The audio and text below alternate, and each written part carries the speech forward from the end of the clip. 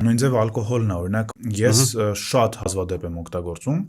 այդ հենց երբ որ օգտագործում միանգամից է ազդում, որովհետև իմ օրգանիզմը սովոր չի դրան։ Բայց մյուսը կարա մի շիշխամի, չէ։ Հենց տոլերանտությունն է, տոլերանտություն կոչված։ Նաև գենետիկ ինչ որ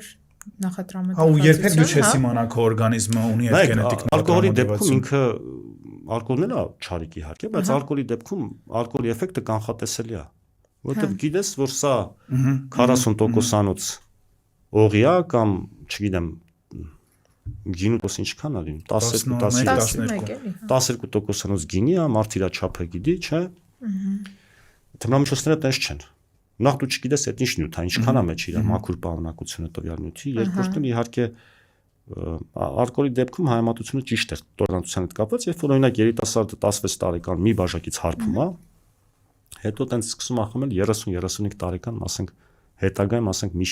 շիշից չեն էֆեկտ առաջում, ինչ որ իր մոտ 16 տարեկան, դա հենց տոլերանտություն կոչվածն է։ Թմրամիջոցի դեպքում տոլերանտության բարձրացումը շատ արագ է տեղի ունենում։ Թմրամիջոցների դեպքում ինքը անընդհատ ցանկալի